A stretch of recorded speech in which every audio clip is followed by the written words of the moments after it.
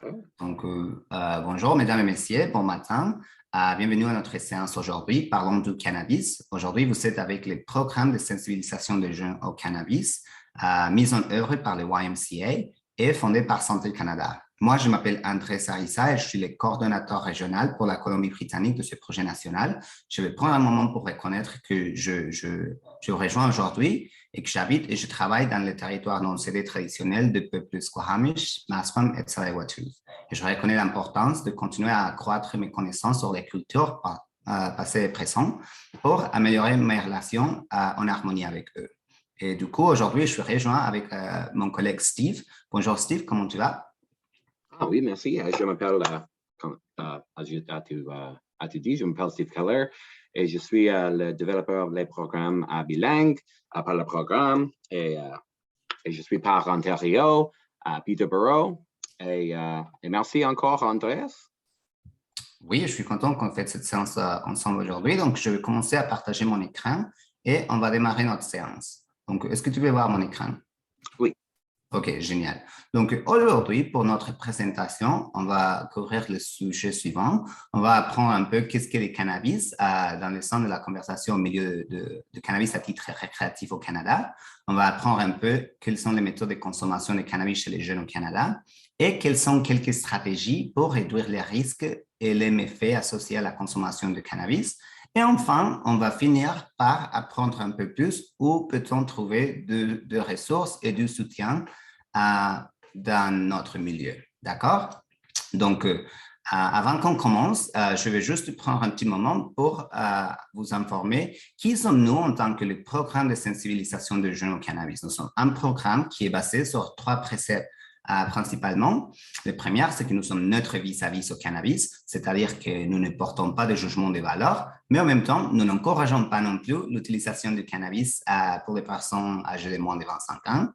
Ce qu'on veut vous présenter aujourd'hui, ce ne sont pas mes pensées ou mes opinions, ni les opinions et les pensées de Steve, ni du YMCA. Ce sont en fait des informations basées sur des données de recherche et des recherches académiques surtout. Donc, c'est ça ce qu'on essaie de dire quand on dit qu'on veut mener une perspective équilibrée. Et finalement, nous sommes un programme qui vise à informer les gens comment réduire les risques ou les méfaits associés à la consommation de cannabis. Donc, on va essayer de mener cette conversation vers la fin de notre séance. D'accord? Donc, pour commencer, Steve, est-ce que tu voudrais nous informer un peu qu'est-ce que le cannabis? Merci, Andreas. Qu'est-ce que le cannabis? Ouais. Le cannabis est le nom scientifique de la plante de chanvre et porte de nombreux noms qui vous connaissez peut-être, notamment marijuana, herbe, pot, dope, hash. Il a été utilisé dans les matériaux de construction et la création des vêtements, des corps, des textiles. Ses feuilles et ses fleurs contiennent également des substances chimiques qui peuvent affecter notre corps de différentes manières. Il est utilisé à la fois comme plante médicinale, légale sur ordonnance depuis 2001 au Canada, et de fin récréative, et a été légalisé à cette fin en 2018 au Canada. Notre programme, le PSJC, se concentre principalement sur l'usage récréatif du cannabis. Si vous souhaitez en savoir plus sur l'utilisation médicinale du cannabis, veuillez en parler à votre prestataire de soins. Merci. Voilà. Et puis, au fur et à mesure qu'on avance, on va vous poser quelques petites questions de sondage pour voir si vous êtes toujours là avec nous, si vous avez quelques connaissances auparavant, au préalable par rapport au cannabis. Donc, je vais laisser Steve de lancer les questions de sondage. Maintenant, nous avons la première question. Donc, je passe le tour à toi, Steve. Et pour les personnes qui sont dans la salle, vous pouvez, je ne sais pas si on avait mis les enquêtes. Ah ouais, ils sont mis sur l'applicatif de Zoom. Donc, je vais te laisser, Steve, de les lancer si tu veux. Donc, première question. Merci, Andreas.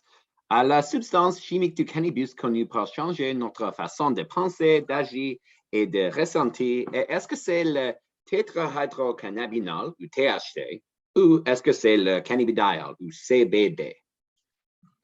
Qu'est-ce que vous pensez? OK. Voilà, donc nous avons reçu notre vote et la plupart des personnes disent que c'est le THC, le tétrahydrocannabinol, et en fait, ces personnes auraient raison. Ah oui. Le cannabis contient plus de 100 composés chimiques différents appelés cannabinoïdes. Les deux composés qui sont les cannabinoïdes les plus connus et les plus documentés qui affectent le corps humain sont le tétrahydrocannabinol et le cannabidiol. OK? Alors, quand on discutait le tétrahydrocannabinol, et c'est le THC, c'est l'abréviation, et c'est le composé présent dans le cannabis qui provoque des effets psychoactifs, c'est-à-dire qu'il y a un impact sur la façon dont nous pensons, ressentons et ou agissons.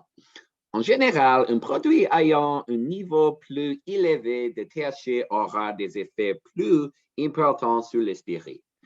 Le CBD, quant à lui, est le composé que l'on retrouve le plus souvent dans le cannabis médical. Il a été étudié par ses capacités à réagir moins avec l'esprit et plus avec le corps.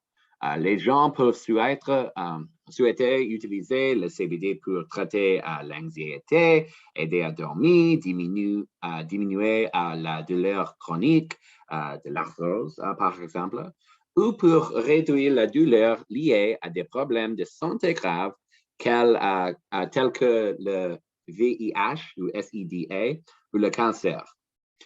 Des nouvelles recherches émergent sur l'utilisation de CBD et si vous envisagez d'utiliser du cannabis pour l'une de ces raisons, il est donc judicieux de vous tenir informé et de poser des questions à votre prestataire de soins si vous souhaitez en savoir plus sur l'utilisation médicale du cannabis.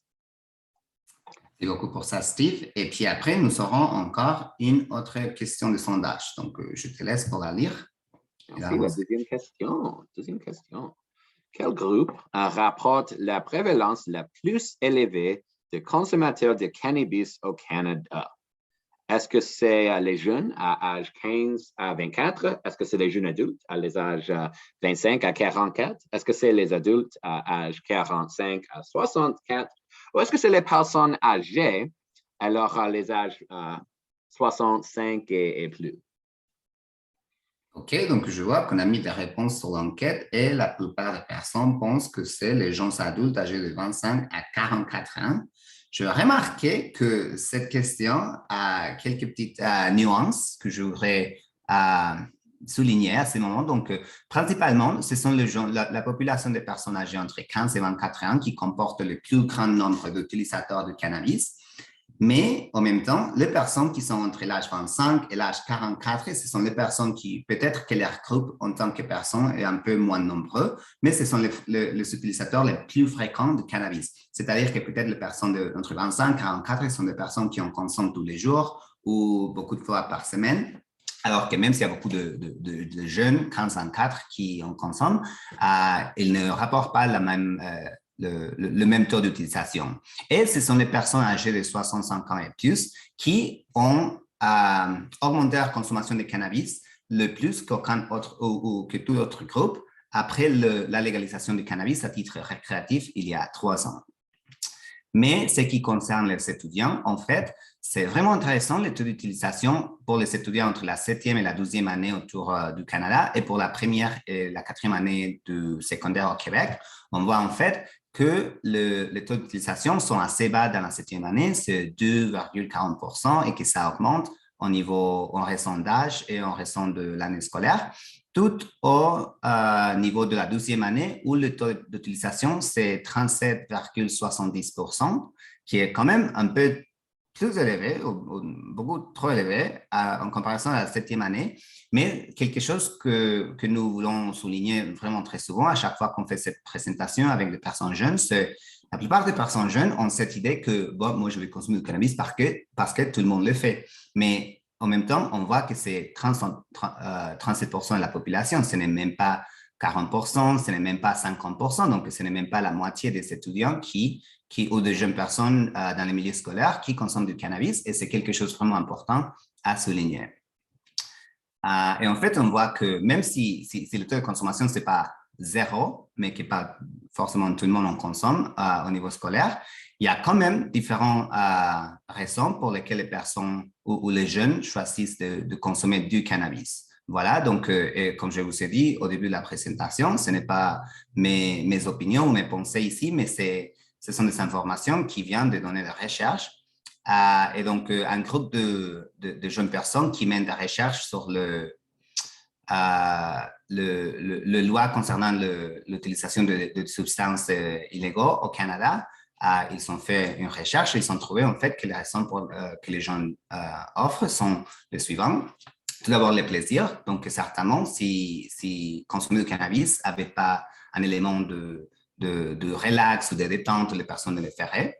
La suivante, c'est pour expérimenter. Donc, c'est normal qu'une personne, dans son adolescence, c'est une période de découverte, d'exploration. Donc, ce n'est pas nécessairement très incroyable à voir que les personnes décident d'expérimenter. Surtout si dans leur milieu, si dans leur groupe, il y a cette idée de socialisation. Ça peut être un peu de pression par les pairs ou sinon de sélection des pairs. Si on voit des personnes qui ont un intérêt similaire à notre, peut-être que ça va mener les gens à vouloir essayer ou consommer du cannabis. On voit aussi des personnes qui décident de consommer pour automédiquer. Et ce que nous voulons remarquer ici, c'est même s'il y a une personne qui consomme du cannabis à titre médicinal ou médical, ça ne veut pas dire qu'ils ne sont pas aussi sous le risque d'éprouver quelques conséquences négatives de la consommation de cannabis. Même pour les personnes qui utilisent pour gérer le stress ou pour d'autres situations de la vie quotidienne. Donc, je pense qu'à continuation, nous avons encore une autre question. Donc, Steve, c'est à toi. Merci, Andrés. Question numéro 3. Quel est l'âge légal moyen pour acheter, consommer ou posséder de cannabis au Canada? Est-ce que c'est 16 ans, 18, 19 ou 21?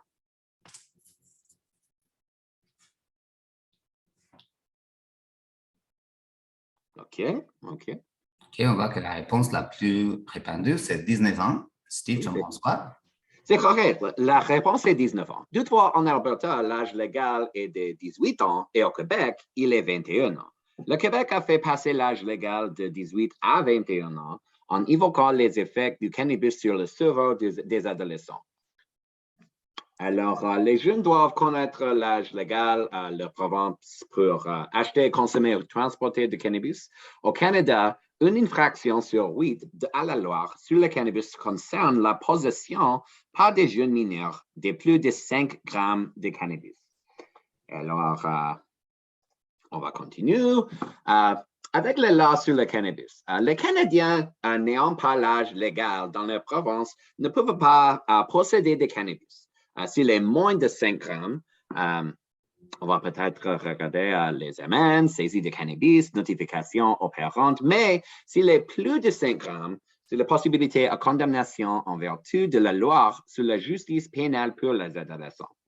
Aussi, ils ne peuvent pas faire pousser des plantes de cannabis, tenter d'acheter ou de vendre du cannabis, donner ou échanger du cannabis avec des autres mineurs, ou conduire avec les facultés affaiblies par le cannabis de quelque manière que ce soit.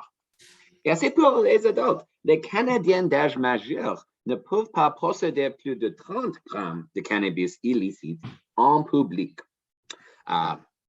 Ils ne peuvent pas faire pousser plus de 4 plants par foyer, pas par personne. Alors, par exemple, s'il y a 3 personnes dans une maison, chaque personne ne peut pas pousser 4 plantes. C'est la maison, le groupe.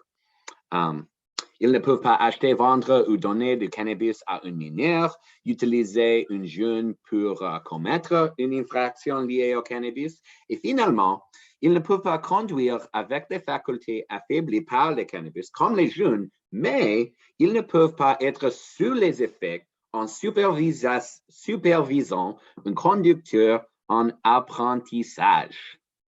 Tout à fait correct, Steve. Merci beaucoup. Je pense que ça, c'est une des diapositives les plus importantes que nous présentons aujourd'hui. Mais en revenant au sujet, tout à l'heure, j'ai discuté un peu les raisons pour lesquelles les gens choisissent de consommer du cannabis. Il faut aussi se demander de l'autre côté, pourquoi les gens décident de ne pas en consommer? Si on a vu en fait que c'est presque 70% ou 60% d'entre eux qui n'en consomment pas. Donc, les raisons qui sont offertes pour lesquelles ils choisissent d'éviter la consommation de cannabis, c'est peut-être qu'il y a des inquiétudes concernant aux conséquences, par exemple les conséquences à niveau légal ou à niveau santé. Peut-être que des personnes ont eu des expériences négatives au passé, peut-être que ça peut influencer leur décision de ne pas en consommer plus. Les gens deviennent de plus en plus connaissant de l'effet ou les effets, les risques que ça peut porter pour la santé. Sinon, ça pourrait être aussi des opinions provenant au milieu familial ou dans le niveau de la culture immédiate d'une personne par rapport aux opinions concernant la consommation de substances. Donc, si quelqu'un, par exemple, vient d'un milieu familial assez religieux ou provenant d'un autre pays où la culture et la normalisation de la consommation de substances n'est pas vraiment là, peut-être que ça peut porter un préjugé qui va influencer la décision d'une personne de ne pas en consommer.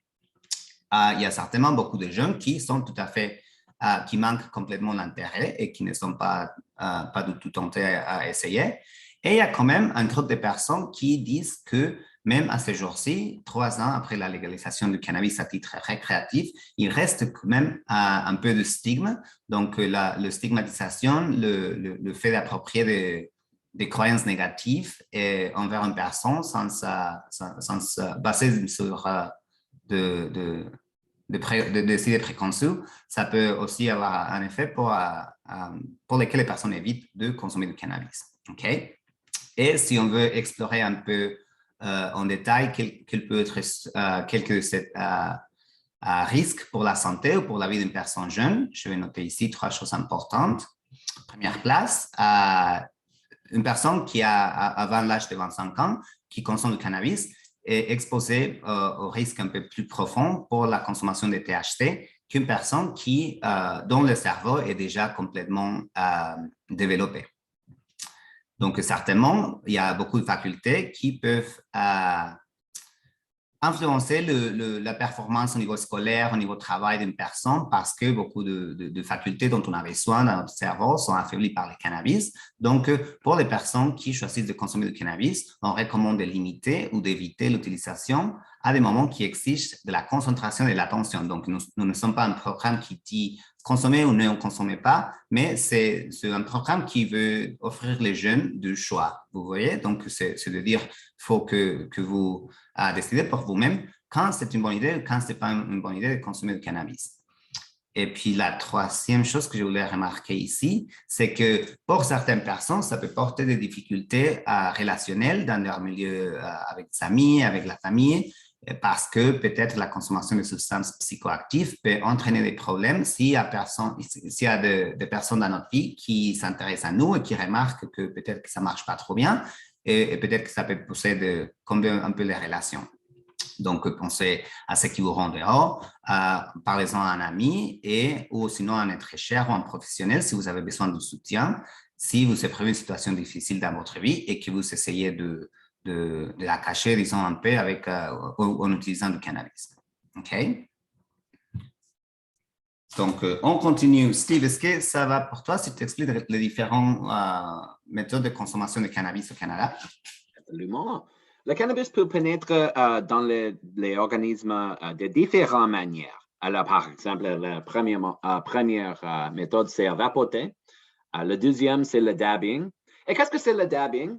C'est la pratique consistant à respirer des vapeurs très chauds provenant du chauffage des concentrés de cannabis ou des produits de cannabis qui ont été chauffés pour en extraire le THC ou le CBD, ce qui donne un produit plus puissant. C'est le troisième, c'est fumer un produit à base des feuilles séchées, manger des produits préparés avec du cannabis, boire des boissons infusées au cannabis. Et finalement, c'est l'application sur le peau. Alors encore, il y a beaucoup de choses, beaucoup de méthodes. Ouais, voilà. Désolé, mon ordinateur est surgelé un peu. Pas de problème. Alors, la quatrième question pour l'audience, c'est laquelle des méthodes de consommation de cannabis suivantes est la plus populaire chez les jeunes au Canada? Est-ce que c'est à manger, le dabbing, à fumer ou à vapoter? Qu'est-ce que vous pensez? Oh, j'ai fermé l'enquête, désolé. Relaunch. Pas grave. OK. Allez-y tout le monde. Entrez votre réponse. OK. On pense dans la salle que le vapotage ou le vapoter, la méthode la plus populaire pour consommer du cannabis. Mais on voit en fait que c'est de fumer des produits de cannabis séchés. Donc, en fait, on a remarqué que les méthodes de consommation déclarées par les jeunes sont en fait les mêmes que pour les adultes en termes d'ordre de préférence.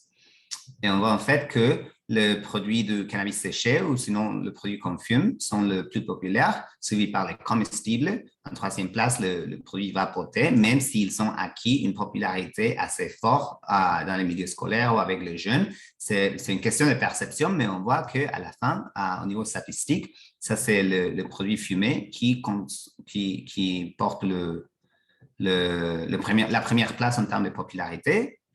Et puis, à la fin, on voit des produits pour le dabbing et des produits qu'on mettrait dans la peau et les produits bu. OK? Et donc, c'est important à reconnaître, on commence à déboucher cette question de pourquoi le THC affecte tout le monde de manière différente. Une des variables pour cela, c'est le fait que la méthode de consommation va énormément influencer la quantité de THC qu'une personne est en train de consommer ou d'ingérer dans leur corps. Voilà. Mais il y a beaucoup d'autres facteurs. Par exemple, si quelqu'un a eu des expériences avec le cannabis au passé, qu'il soit positif ou négatif, ça peut vraiment influencer la façon dans laquelle ça va ressentir dans le cerveau d'une personne. La quantité et la méthode de consommation du cannabis, comme je viens de dire. Ça peut être aussi de facteurs à niveau personnel, à niveau biologique, tels que l'âge, la taille et le poids d'une personne. S'il y a peut-être des antécédents à niveau médical, si on mélange du cannabis avec d'autres substances, donc ça c'est quelque chose qui peut vraiment accroître les effets psychoactifs. Et dépendant de la teneur en THC ou en CBD des produits qu'on consomme, donc on dirait que plus la teneur en THC est élevée, plus l'effet qu'on va ressentir, et pour une personne jeune en particulier, plus les risques associés à la santé qui vont éprouver. Du coup, on va aussi parler un peu de la quantité de THC que notre corps peut absorber et la fréquence de consommation de cannabis. Donc, vous savez que si une personne en consomme très régulièrement, peut-être qu'ils vont développer une tolérance et qu'ils vont en avoir besoin d'encore plus au futur pour ressentir les mêmes effets ou l'activité psychoactive désirée. Donc, en fait, on disait tout à l'heure que les produits, dépendant du pourcentage de THC qu'ils sont y compris, ils vont affecter une personne de manière différente. Vous voyez, donc on voit que le produit de feuilles séchées, donc la méthode traditionnelle de consommer du cannabis, ce sont des produits qui ont jusqu'au 30% de THC, c'est-à-dire à 300 mg de THC par produit ou par gramme. Mais on voit que des produits et des méthodes de consommation qui sont devenus plus populaires avec la légalisation du cannabis, ce sont des produits qui sont vraiment, vraiment forts en leur teneur de THC. On voit qu'il y a des produits ou des extraits physiques qui ont jusqu'à 80% de THC et des extraits chimiques qui ont jusqu'à 90%. Donc, comme je vous ai dit tout à l'heure, plus le produit est fort en sa teneur en THC, plus puissant ça peut être et ça peut représenter des risques plus importants pour la santé de toutes les personnes, mais surtout pour les personnes jeunes. Voilà. Donc, c'est vraiment difficile et ici, je veux vraiment qu'on ouvre l'esprit un peu parce que c'est vraiment difficile de donner une guide ou d'offrir une réponse à quelle serait une quantité responsable de consommation. Avec l'alcool, c'est vraiment différent parce que c'est une substance liquide et on a eu le gouvernement du Canada a vraiment arrivé à donner des indications très précises. On peut dire que une boisson ou un verre, ça ressemble à soit un verre de bière de sorte taille ou quantité d'alcool et ça peut être ressemblable à un verre de vin, vous voyez. Mais avec le cannabis, c'est vraiment différent parce que c'est un produit qui, à la fin, la plupart de méthodes de consommation, ça va être en vapeur ou on va en fumée. Donc, c'est vraiment difficile d'établir ça. Celle-ci serait une quantité idéale ou celle-là serait une quantité idéale. Donc, ce qu'on dit pour les personnes qui engagent avec notre programme, c'est ce slogan qui est vraiment attribué au fait de personnes qui préfèrent de consommer des comestibles. Donc, on dit commencez doucement et allez lentement. Donc, qu'est-ce que ça veut dire? Commencez doucement, c'est-à-dire que vous n'avez pas besoin de trop consommer au début de votre consommation de cannabis pour ressentir les effets que vous désirez. Donc, on recommande de commencer par une petite quantité. Si c'est fumé ou vapoté, ça peut être une bouffée ou une inhalation. Et si c'est comestible, un petit morceau et ne pas de manger tous les produits dans une seule mâchée, quoi. Et d'aller lentement, c'est-à-dire que ça prendrait quelques minutes pour que votre corps absorbe le cannabis et pour qu'une personne ressente les effets désirés. Mais si pour n'importe quelle raison, le procès prend un peu plus de temps, donc on essaie vraiment de dire aux jeunes d'être patient et d'attendre un peu, attendre soit entre 10 à 20 minutes si c'est fumé ou vapoté et entre 30 minutes à 4 heures si c'est ingéré parce que peut-être on ne sait pas à quel point le corps va vraiment absorber toute la quantité de cannabis et vous donner une activité psychoactive vraiment trop puissante pour votre cerveau. Voilà. Donc, cette idée de commencer doucement, aller lentement, c'est important parce qu'on ne dit pas aux personnes consommer ou non consommer pas, mais c'est de prendre la décision de le faire responsablement.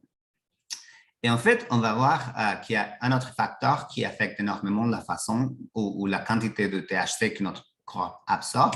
Et ça, c'est l'idée de biodisponibilité. Donc, c'est un terme assez technique dans le milieu chimique, mais d'une façon vraiment simple, ça veut dire seulement le pourcentage d'un produit qui est absorbé par le corps lorsqu'on les consomme. Donc, si par exemple, une personne consomme un joint qui est, comme on a dit tout à l'heure, 30% cannabis, c'est-à-dire 300 mg, la personne n'absorbe pas forcément les 300 mg de THC dans leur corps. C'est seulement une partie, une fraction ou un pourcentage qui va être absorbé et cela va varier d'une personne à l'autre dépendant de conditions biologiques de leur corps, vous voyez. Mais aussi, ça change en raison de la façon de consommer du cannabis. Donc, si on fait un petit bilan entre un produit comestible, un joint d'un gramme ou une cartouche pour vapoter, je ne vais pas vous mettre ou faire tous les tours de la mathématique ici, mais ce que je vais remarquer vraiment vite, c'est que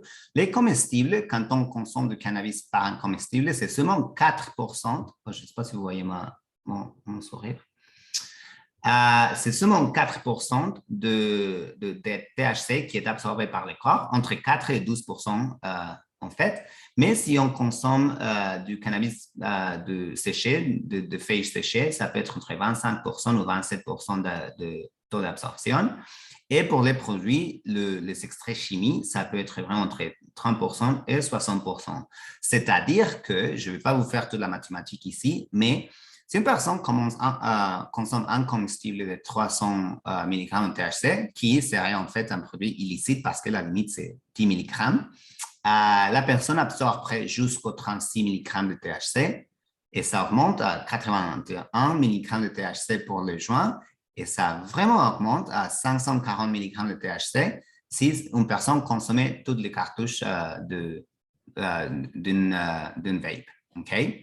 Donc, c'est vraiment quelque chose qui change, mais c'est un peu, ça me pose beaucoup de questions parce que j'ai entendu beaucoup de personnes dire que quand ils ont consommé du cannabis ingéré par un comestible, parfois, ça ne leur a pas bien tombé dans leur estomac et que ça, c'était vraiment une expérience beaucoup plus forte, beaucoup plus puissante à ce qu'ils étaient habitués en consommant de cannabis séché et même parfois vapoté. Et ce qui se passe, c'est en fait, la biodisponibilité de THC dans les comestibles, on a dit qu'il varie très peu, entre 4% et 12%.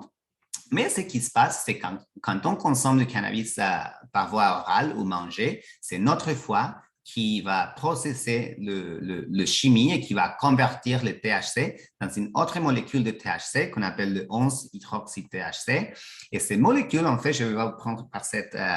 je ne vais pas vous faire un cours de chimie non plus, mais ce que je vais dire, c'est une molécule qui est 3 fois plus petite, 3 fois plus puissante que le THC parce que la taille de ces molécules est vraiment beaucoup plus petite que la molécule de THC qu'on connaît normalement. Donc, le corps peut absorber beaucoup plus de cette 11-hydroxy-THC. Et c'est pour cela que les personnes qui consomment de comestibles et qui n'attendent pas ou qui en mangent trop peuvent ressentir des effets beaucoup moins agréables. OK, donc je pense que c'est quelque chose d'important à noter là. Mais maintenant, on est à la moitié de notre présentation, on est pas loin de la fin. Ce que je vais faire maintenant, c'est de discuter un peu avec Steve quels sont les risques spécifiques à des différentes méthodes de consommation de cannabis et quelles seraient des stratégies qu'on peut donner aux jeunes et aux personnes dans notre vie pour réduire le méfait. OK? Donc, Steve, on va commencer avec les produits de cannabis séché. Okay. Premièrement, quand on discutait les feuilles de cannabis séchées, les débuts des effets en quelques secondes ou minutes, avec une pic après 10 à 30 minutes et une durée pouvant aller jusqu'à 6 heures. Alors, quels sont les risques? Premièrement, c'est les dommages aux poumons. Fumer des feuilles de cannabis est la méthode de consommation de cannabis la plus dangereuse physiquement. Outre les risques liés à l'empoisonnement au cannabis et la santé mentale, fumer de cannabis en feuilles séchées expose également les poumons à plusieurs des mêmes composés que se présentent dans le tabac. Par exemple, le cyanure de hydrogène, ammoniac et goudron de la fumée. Les recherches montrent également que ce mode de consommation peut provoquer ou aggraver les symptômes de la bronchite, ainsi que l'oppression thoracique, l'essoufflement, les maux de gorge, le toux et la respiration sifflante.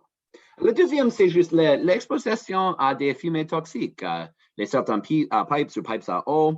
Le troisième, c'est la propagation des bactéries et des virus lors de partage des joints, des pipes à eau, etc. Alors, le partage des joints pipes ou pipes à eau de cannabis est une pratique courante chez les jeunes qui se retrouvent autour de cannabis.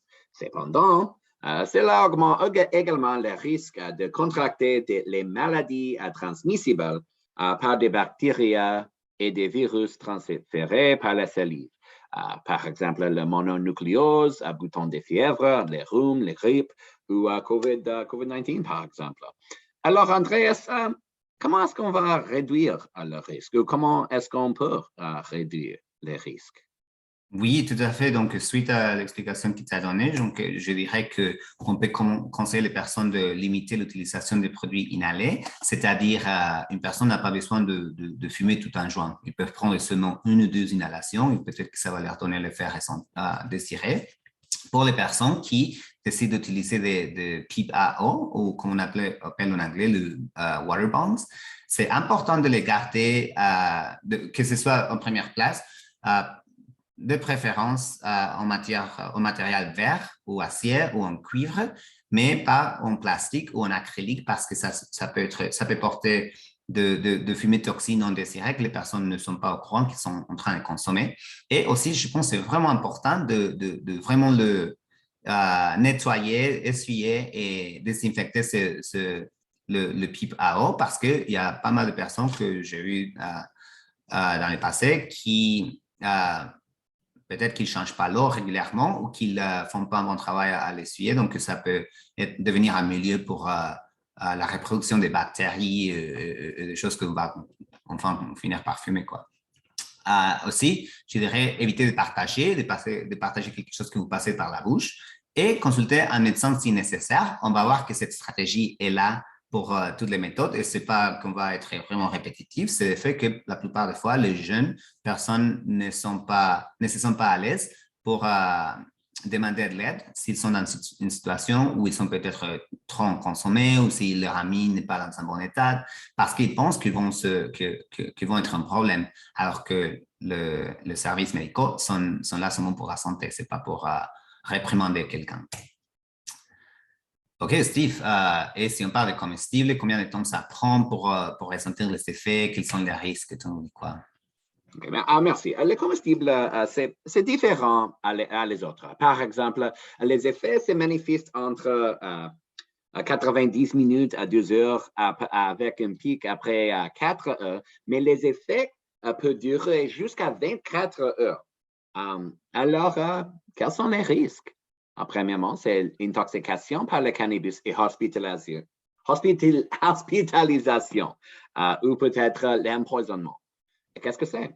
Elle peut se manifester par une confusion, un rythme cardiaque rapide, de la panique, la paranoïa, des délires, des hallucinations, des nausées et des vomissements et nécessiter un séjour à l'hôpital.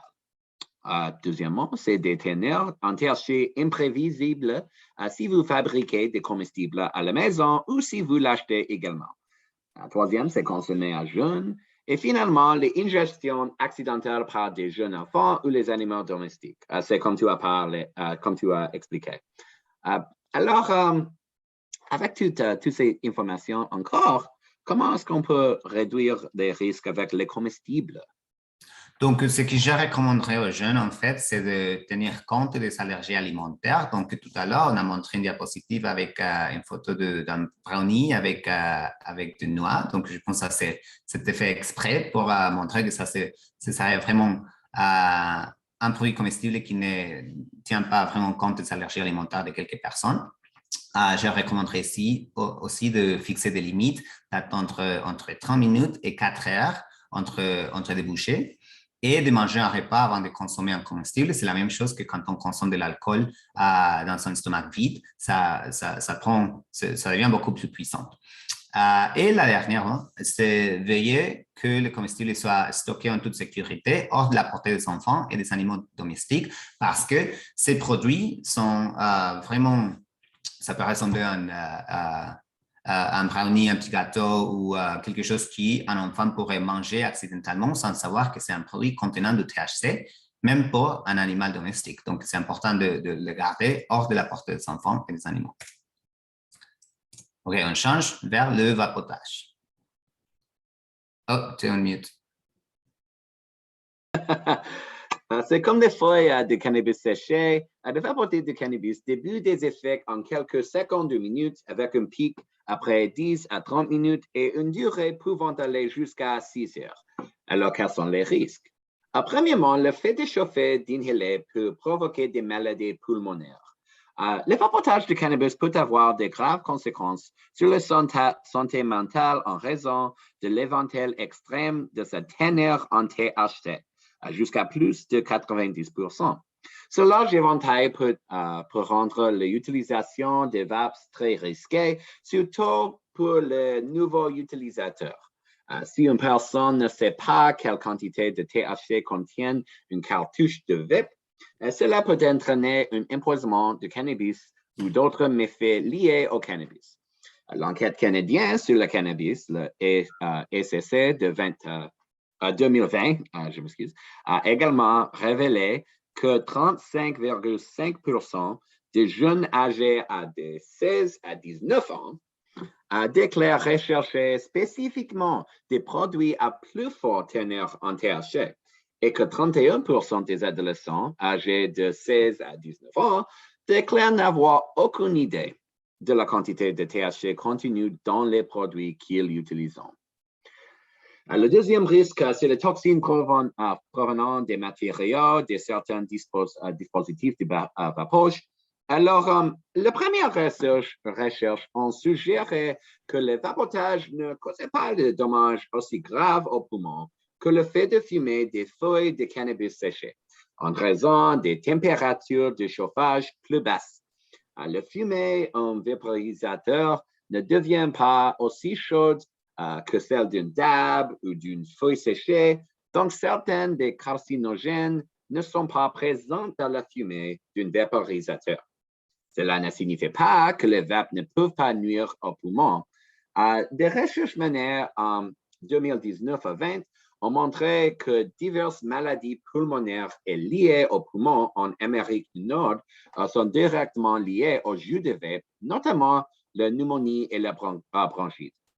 Certains additifs présents dans les jus de vape, en particulier sur le marché illégal, peuvent causer de graves dommages aux personnes.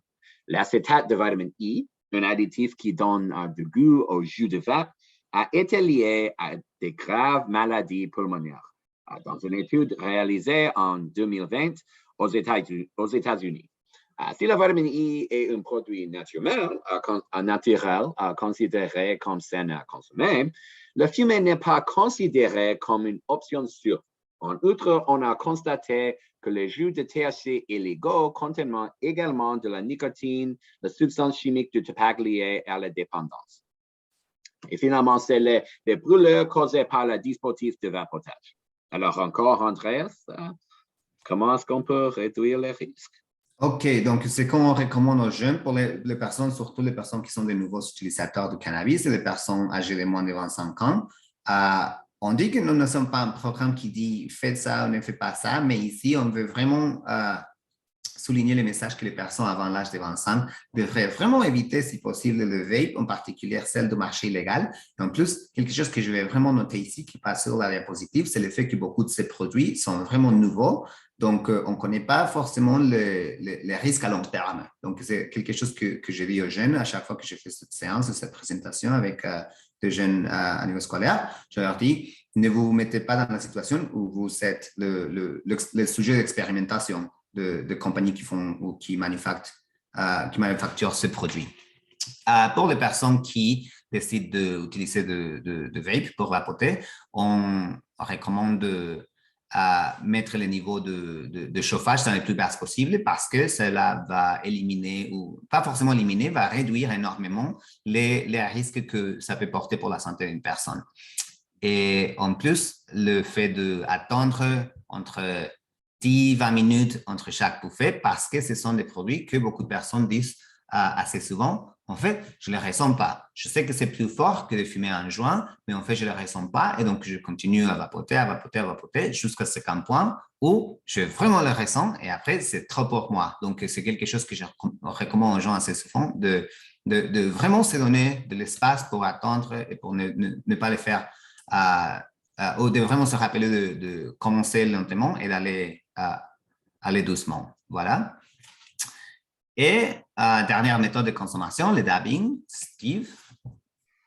Alors, les débuts des effets, les pics et les durées à dabbing, c'est le même à la vapoter. Alors, les risques sont aussi similaires. Par exemple, c'est la surintoxication, les troubles de consommation de cannabis. Le usage régulier des extraits augmente les tolérances. Et à terme, il faudra plus de cannabis pour obtenir les mêmes effets. Avec le temps, cela pourrait contribuer au développement d'un trouble de consommation de cannabis, dont nous parlerons plus tard. Le troisième, c'est les impacts sur la santé mentale et finalement, c'est le brûlure causé par une préparation ou utilisation inadiquée ou inappropriée. L'utilisation des fluides nécessaires pour extraire les dabs du cannabis peut être dangereuse. Ces fluides sont souvent inflammables ou explosifs, comme l'alcool et le butane. En outre, l'utilisation d'un appareil à dab nécessite une surface chauffée à l'aide d'un clou ou d'un morceau de métal souvent chauffé au chalumeau ou à l'aide d'un élément chaud qui peut atteindre les températures de peut-être 450 degrés Fahrenheit, ce qui est aussi chaud que les huiles de cuisson utilisées dans les friteuses des restaurants. Ceci peut provoquer des explosions ou des brûlures graves chez l'utilisateur des dabs. Alors, Andreas, encore, comment est-ce qu'on peut réduire les risques? Ouais, donc ici, c'est la même chose que pour les produits vapotés. Les personnes âgées moins de 25 ans devraient vraiment éviter les dabs, en particulier ceux qui viennent de marché illégal, parce que peut-être qu'ils vont avoir une portée en THC beaucoup plus puissante, ainsi qu'il est accepté et qui déjà est une teneur en THC assez forte. On recommanderait pour les personnes, et ça sent comme une exagération, mais c'est vraiment le cas, dans la réalité, de commencer, si une personne décide de consommer du produit pour dabbing, qu'il soit du cire ou du wax, on recommanderait de mettre seulement la quantité de la même taille d'un grain de riz et d'attendre au moins 10 minutes avant de décider d'en consommer plus et de consulter un médecin si nécessaire parce que, comme Steve disait tout à l'heure, pour utiliser un appareil dont les personnes se servent pour faire du dabbing, il faut avoir, ça ne marche pas avec des allumettes, ça ne marche pas avec un briquet, il faut vraiment le faire avec une flamme à feu. Donc, ça peut causer de brûlures parce que c'est quelque chose qui sans l'utilisation ou la concentration nécessaire, peut vraiment causer de risques pour la santé d'une personne. Et donc, enfin, je vais toucher vraiment vite sur la consommation en combinaison de cannabis et de l'alcool. Donc, on sait qu'un jeune sur 8 déclare avoir consommé de l'alcool en même temps que du cannabis entre la 7e et la 12e année. Et les risques, chaque substance porte des risques dans sa consommation. Ces risques peuvent être amplifiés ou ils peuvent accroître si on consomme des substances en combinaison, ou encore il y a des risques qui peuvent sortir à cause de la consommation en combinaison. Donc, par exemple, ça peut être l'idée de surintoxication. Donc, on sait que le cannabis et l'alcool peuvent amplifier mutuellement leurs effets. Et ce serait peut-être à cause de déshydratation parce qu'on sait que l'alcool déshydrate le corps. Et encore, l'alcool et le cannabis sont deux substances qui ont cette faculté vraiment pas magnifique du tout de nous faire penser parfois que les décisions qu'on prend quand on est sous l'influence sont de bonnes décisions, comme se mettre dans la route. Et parfois, c'est vrai que des personnes se mettent dans des collisions, des accidents de la route à cause de l'influence des substances. On sait qu'une personne qui consomme du cannabis et qui se met dans la route, ses possibilités pour avoir une collision sont de 4 fois qu'une personne qui n'a rien consommé. Mais en même temps, on sait qu'une personne qui consomme en combinaison de l'alcool et du cannabis, les possibilités d'une collision dans la route augmentent jusqu'à 40 fois. Donc, ce n'est vraiment pas une blague, ce n'est vraiment pas quelque chose qu'il faut prendre à la légère. Pour réduire les risques, on recommande les gens de vraiment penser quelle est la bonne opportunité ou le meilleur moment pour consommer l'une ou l'autre substance, mais vraiment éviter de les consommer en combinaison dans la même soirée ou dans la même occasion. Si une personne consomme les deux, on recommande de boire moins d'alcool que d'habitude et d'essayer de rester avec des produits du cannabis à faible teneur en THC. Prévoyez un retour à la maison en toute sécurité et ce n'est pas vraiment marqué sur la diapositive, mais quelque chose qui est sans doute une autre stratégie vraiment utile, c'est de consommer beaucoup d'eau et de boire beaucoup d'eau pour contraster un peu la déshydratation du corps. OK? Et donc, enfin, nous avons le cannabis et le tabac. Vous voyez ici que nous n'avons pas de stratégie de réduire les méfaits parce qu'on ne veut vraiment pas encourager personne, ni nous ne voulons pas donner l'image que nous encourageons la consommation du tabac. Donc, en fait, un tiers des Canadiens déclarent consommer du tabac et du cannabis ensemble, soit rarement, parfois ou souvent. Et les risques que ça peut porter pour la santé, ça peut augmenter le dommage aux poumons à cause de produits chimiques, y compris dans le tabac. Et en plus, ça a été associé à une santé mentale moins bonne et des comportements problématiques plus importants. Mais surtout, pour moi, le plus important à remarquer ici, c'est le fait que ça peut augmenter la dépendance au cannabis, sachant que la substance prime du tabac et des cigarettes, c'est la nicotine. Donc, c'est une substance qui est vraiment, c'est pas difficile à devenir accro ou dépendante au nicotine. Donc, si mélangé avec le cannabis, ça peut vraiment augmenter la possibilité de devenir dépendante. OK? Donc, on a dit au début de notre présentation qu'on n'est pas ici pour dire que le cannabis est quelque chose de mauvais ou quelque chose de bon, mais on est ici seulement pour nous poser des questions. Donc, quand est-ce que la consommation de cannabis peut devenir-t-elle un problème? En fait, la consommation de cannabis devient un problème lorsqu'elle affecte la vie d'une personne de manière négative. D'accord? Et donc, Steve, je vais te laisser expliquer un peu ce que ça veut dire parce qu'on sait vraiment que même si une personne consomme parfois ou très rarement, pas souvent, ça ne veut pas forcément dire qu'ils ont une relation problématique avec le cannabis ou qu'ils sont dépendants. Donc, comment est-ce que ça marche, cette idée en fait, on va l'appeler le spectre de la consommation de cannabis?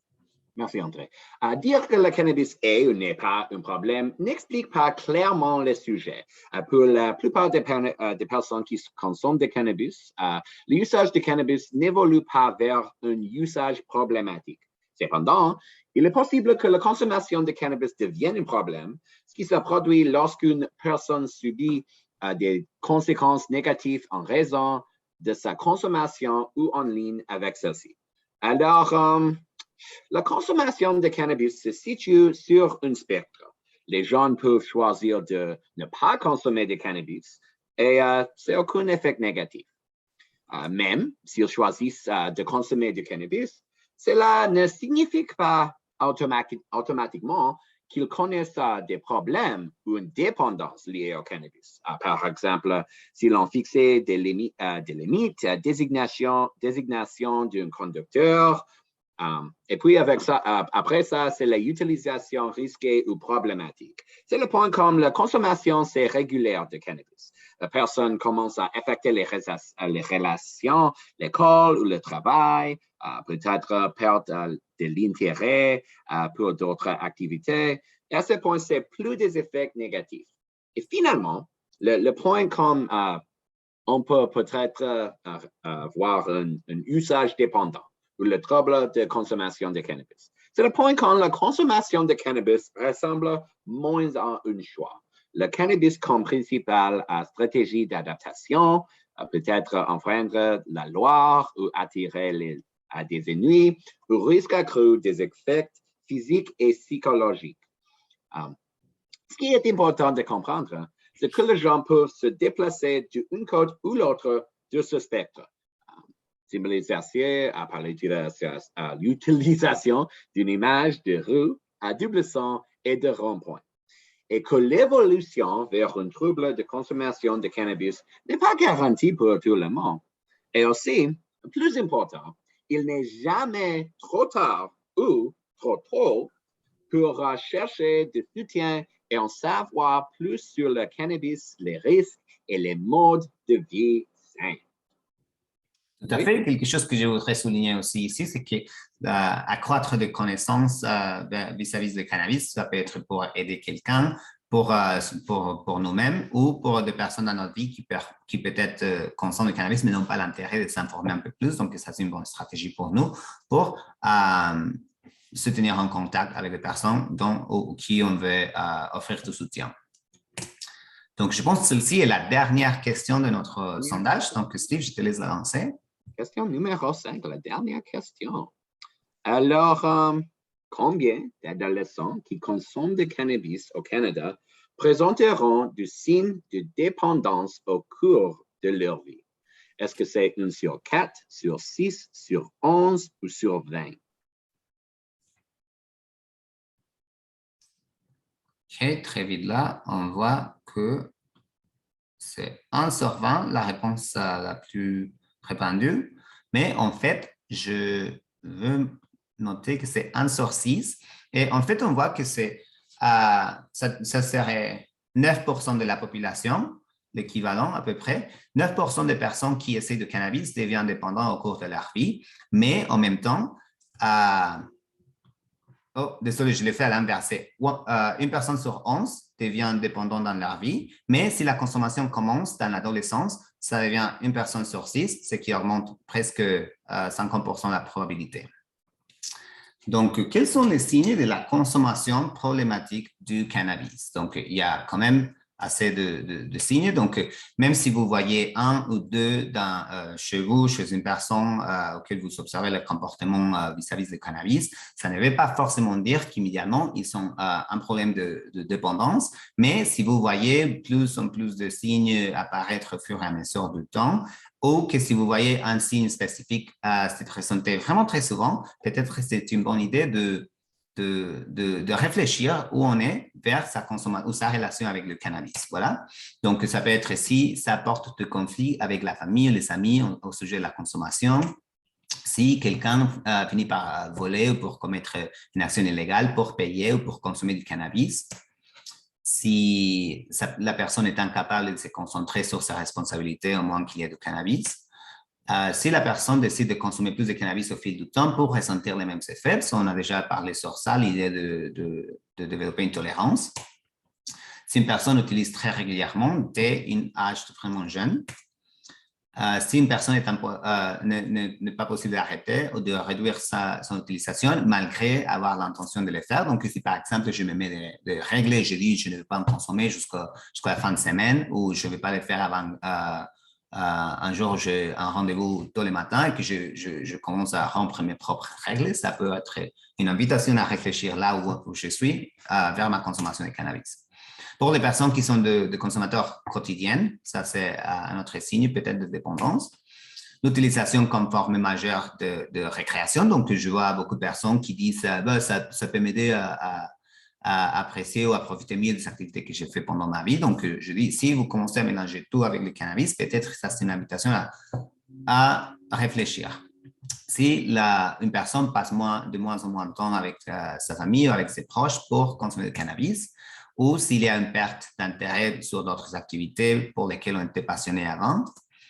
Si une personne décide de se mettre au volant ou engagée dans des activités physiques intenses, surtout sachant que ce n'est pas une activité responsable, toujours quand on parle de la conduite. Et enfin, si l'utilisation est faite pour faire face à la dépression, à l'anxiété, au stress ou sinon aux autres problèmes. Donc, si une personne dit qu'il décide de consommer parce que ça peut leur aider à diminuer le problème au niveau de santé mentale. Parce que c'est vrai que si la consommation vient de une motivation positive, peut-être que ça ne va pas entraîner autant de conséquences négatives que si ça vient de motivation négative.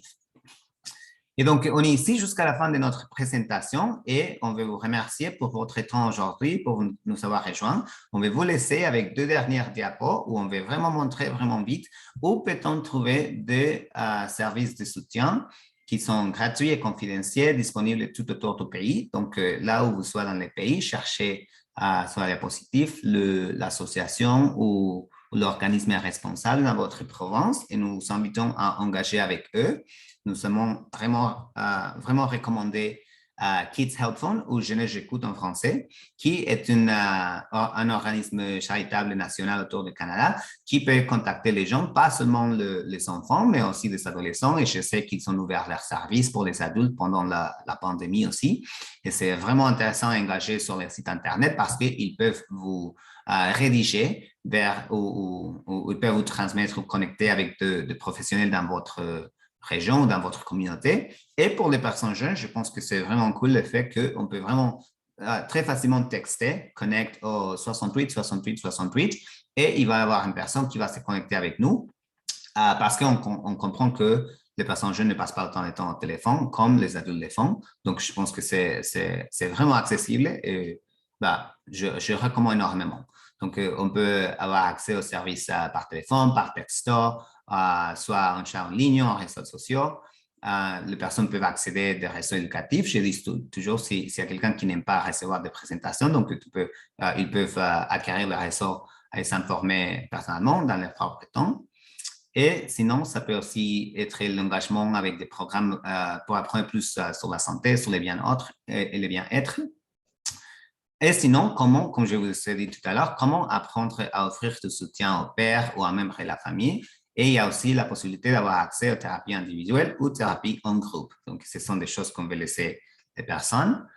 Et ici, là, on vous dit merci de nous avoir rejoints aujourd'hui. Merci Steve pour avoir co-présenté cette séance aujourd'hui. C'était vraiment génial de l'animer avec toi. Et je viens de voir que tu as mis sur la boîte de clavardage le lien pour notre enquête. Donc, s'il y a toujours quelqu'un dans la salle qui voudrait scanner le code sur la diapositive ou aller sur le lien que Steve a mis sur le chat, on vous remercierait énormément si vous pourriez nous donner vos commentaires de cette séance aujourd'hui. Donc, Steve, merci beaucoup. Il y a quelque chose que tu veux dire avant qu'on parte? Merci beaucoup tout le monde. Merci Andrés. Et oui, aussi, j'ai fourni le sondage pour Atelier, pour notre auditoire. C'est comme tu as dit. Alors, merci tout le monde. OK, bon, voilà. On reste ici 1 ou 2 minutes de plus pour voir s'il y a des questions. Mais sinon, on vous remercie énormément pour nous avoir rejoindre aujourd'hui et pour avoir rempli notre enquête. Merci.